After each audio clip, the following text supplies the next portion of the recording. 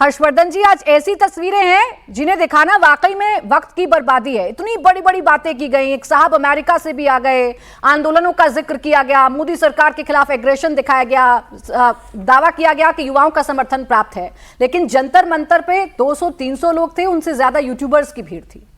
देखिए, मैं एक कांग्रेसी नेता है उनकी पोस्ट पढ़ूंगा आज, और चूंकि बड़े अनुसार संक्षेप में लिखा है जिसको कहते हैं ना ब्रीफ में, 100 प्रोटेस्टर्स, 75 आपियाज एमंग देम, सब कुछ वो कह रहे हैं, मैं नहीं कह रहा हूं। 3 Modi loving spokes persons, 50 YouTubers, 100 cameraman, 100 journalist, 500 policeman, और नीचे वो संघ भाजपा विरोधी हैं। At least Anna's IAC had RSS Sanghis in the crowd acting like crusaders. अब ये भाजपा संघ के घनघोर विरोधी सज्जन हैं, कांग्रेसी हैं, इसलिए मैंने इनकी पोस्ट पढ़ी। व्यक्ति का नाम महत्वपूर्ण नहीं है। सचमुच मैं भी आज सुबह से देख रहा था, क्योंकि पत्रकार होने के नाते, पॉलिटिकल ऑब्जर्वर होने के नाते तो देखना जरूरी होता है। जो अभिजीत अमेरिका से लौट कर आया, बमुश्किल 20 लोग वहां नहीं थे।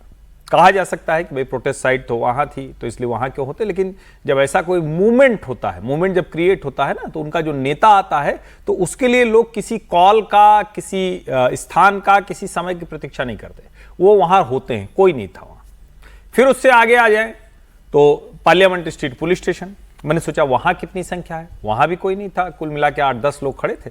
हाँ, मीडिया बहुत बड़ा था, मीडिया के लोग थे, नेशनल इंटरनेशनल मीडिया था, जो जिसको हम सिटीजन जर्नलिस्ट कहते हैं वो बहुत थे। चूंकि अब तो मोबाइल ले लीजिए तो मीडिया हो जाता है, तो सब लोग वहां थे। फिर जंतर मंतर जब आए तो यहां बड़ा रोचक है। जो आम आदमी, जो CJP का प्रवक्ता है, जो पहले आम आदमी में था, वो पंखे झलवा रहा है। एक आदमी रखा हुआ है, एक आम आदमी रखा हुआ है, उसको पंखे कर रहा है। वो गर्मी बहुत है वहां। कोई कह रहा है कोल्ड कॉफी पी रहा था, कोई कह रहा है जूस पी रहा था। अब जो भी हो, लेकिन कुछ हो, अपनी व्यवस्था में था, वो कर रहा था। जो दूसरे लोग प्रोटेस्ट करने आए हैं, एक भाई लेके आया तो लाल डायरी लेके आया, और उसने कहा कि यही संविधान है, संविधान के बूते पर है। तो रिपोर्टर पूछ रहा है एक कि भाई अच्छा जरा बताओ संविधान में क्या है, कितने अनुच्छेद हैं, क्या क्या है। तो वो कह रहा है संविधान का जो चौथा, संविधान में लिखा है चौथा खंबा अपना काम नहीं। उसने कहा संविधान में कहां लिखा है चौथा खंबा है, तो वो भी नहीं बता पाया। फिर उसने अपनी डायरी खोली, उसने कहा कि मेरे विचार है, यही संविधान है। अब मतलब देश के लोगों को जरा समझना चाहिए किस तरह से ये एक मूवमेंट जिसको कहा जाए। मैं तो कहता हूं मूवमेंट मत कहिए भाई। इस देश में बहुत बड़े बड़े आंदोलन हुए, स्वतंत्रता से लेकर और स्वतंत्रता के बाद भी हमारे देश में हमेशा नौजवान बहुत अच्छे आंदोलन करता रहा है, और जरूरत पड़ने पर आंदोलन भी करता है, उसको परिणाम भी लेता है। और अंत में आखिर क्या है, वहां पहुंच के आ गए हैं जो कहते हैं ना आजादी, लेके रहेंगे आजादी। सब कुछ वही तो है, कुछ भी नया नहीं है। और राहुल गांधी ने यह भी कर दिया कि डायरी ले लो, उसके ऊपर कह दो यही हमारा संविधान है, अंदर लिखो अपने मन की बात। राहुल गांधी ने यह कर दिया।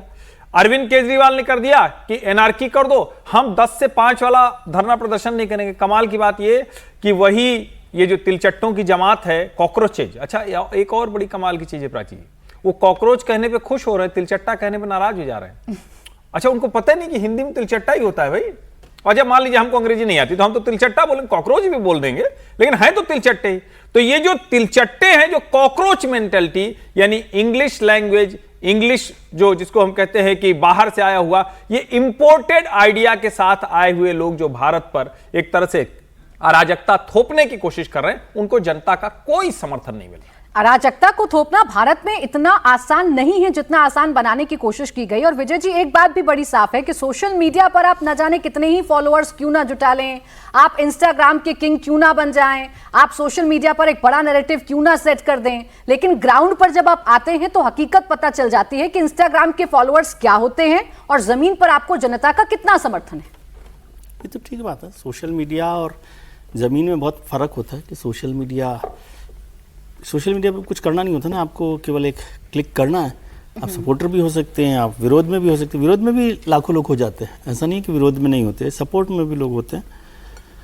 ज़मीन पर आना थोड़ा मुश्किल होता है, और ज़मीन का एक संबंध है क्रेडेंशियल से। ज़मीन का संबंध क्रेडेंशियल से है। ज़मीन पर जब कोई लोग आते हैं तो वो आपके क्रेडेंशियल्स को ध्यान में रख कर आते हैं कि आपकी विश्वसनीयता कितनी है, आप क्या कर रहे हैं, क्या नहीं कर रहे हैं। तो उसका एक असर दिखाई देता है। ये तो नहीं माना जा सकता कि 5 दिन में जिस CJP, कॉकरोच जनता पार्टी या जो भी नाम है, उसके 2 करोड़ फॉलोअर्स इंस्टाग्राम पर हो गए हैं या एक्स पर काफ़ी लोग हो गए हैं, तो 2 करोड़ लोग दिल्ली में आ जाएंगे।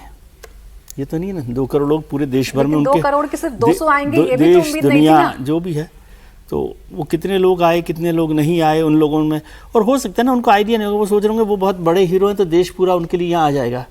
लोगों को लाने के लिए भी एक वो चाहिए होता है, मोबिलाइजेशन के लिए। जैसे हम चुनाव में भी कहते हैं कि भाई वोट के लिए बूथ तक लाना जरूरी है ना। आप बहुत पॉपुलर लीडर हो सकते हैं लेकिन बूथ तक नहीं लाएंगे तो नहीं होगा। तो ये मोबिलाइजेशन के लिए कितना किया क्या नहीं किया, ये जब बात हुई थी तब भी मैंने कहा था और आज भी मैं इससे सहमत हूँ। मतलब मैं ऐसा सोचता हूँ कि इसको सरकार को या देश में जो लोग देख रहे हैं, जिम्मेदार लोग हैं, उन्हें एक बेचैनी की तरह से देखना चाहिए। इसको आपके नज़रअंदाज करने से, आपके मीडिया को नहीं दिखाने से कोई फर्क नहीं पड़ेगा। आप नहीं दिखाएंगे विजुअल तो भी कोई फर्क नहीं पड़ रहा, दिखाएंगे तो भी कोई फर्क नहीं पड़ेगा। लेकिन बेचैनी है युवाओं में। यदि वो 2 करोड़ लोग भी आए हैं तो वो बेचैनी का कोई ना कोई हिस्सा तो उनके पास है। इसलिए इसको इग्नोर करने की बजाय इसके लिए क्या रास्ते निकाले जा सकते हैं, क्या संभावनाएं देश में नई तलाश, इसको सीजेपी के लिए नहीं, देश के नौजवानों के लिए, देश की आर्थिक स्थिति के लिए। आर्थिक स्थिति पर अभी कल ही रिपोर्ट आई है हमारी ग्रोथ को लेकर, जीडीपी को लेकर। लेकिन ये भी फैक्ट है कि वल्नरेबल इकोनॉमी की तरफ हम चल रहे हैं। वल्नरेबल हैं हम लोग, 4थे से 5वें पर पहुंच गए, 5वें से 6ठे पर पहुंच रहे हैं। और पर कैपिटा इनकम में देखें तो हम बहुत नीचे हैं। ट्रंप साहब जिस तरह से दबाव बनाए हुए हैं हम पर ट्रेड डील को लेकर, वो सारी चीज़ें हैं। अभी मैं कल किसी से बात कर रहा था यूएस में, तो उन्होंने बताया कि जो हमारे हाईटेक जो बच्चे हैं वहाँ पर पढ़ाई कर रहे हैं, जॉब कर रहे हैं, उनमें से 15,000 लोगों को पिछली बार उन्होंने H1B वीज़ा को एक्सटेंड नहीं किया, और इस बार अभी मार्च तक 7,500 लोगों को वापस भेज दिया है हिंदुस्तान। ठीक। तो ये सारी चिंताएं हैं। इन चिंताओं को भी सरकार को या जो भी लोग देख रहे हैं उनको एड्रेस करना चाहिए। ये बड़ा इशू है। कॉकरोच जनता पार्टी के साथ कौन आ रहा है कौन नहीं आ रहा, हाँ। बहुत बड़ा नहीं है। और आज नहीं आ रहा, हो सकता कि ये लोग कुछ और करें, ये लोग नहीं करें, ये क्रेडेंशियल्स की बात है ना, क्योंकि अभी लोग जानते ही नहीं किया जा सकता कि चिंताएं भी हैं, बेचैनी भी हैं, अपनी अपनी नाराजगी भी है, युवाओं के मुद्दे भी हैं, लेकिन उन मुद्दों को बताने का एक सही तरीका हो सकता है। ऐसा नहीं कि बाकी देशों का मॉडल दिखाकर आप अपने देश में कोई प्रयोग करने की कोशिश करें और एक ऐसा प्रयोग करने की कोशिश करें जो पहले दिन ही फ्लॉप हो जाए या धराशायी हो जाए। और ऐसे ही लोगों को प्रधानमंत्री नरेंद्र मोदी ने, खासकर राहुल गांधी जो कहते हैं, उनको क्या आईना दिखाया है, पहले ये आप सुनिए।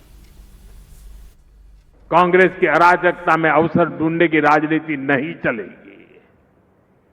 कर्नाटका की जनता में भी कांग्रेस सरकार को लेकर के बहुत आक्रोश है, और यही कारण है कि कर्नाटका में भी कांग्रेस को सीएम बदलना पड़ रहा है। आज देश में कुछ निराशावादी लोग हैं जो आत्मनिर्भर भारत अभियान का मजाक उड़ाते रहते हैं। देश के इस संकल्प को वो लगातार नीचा ही दिखाते हैं।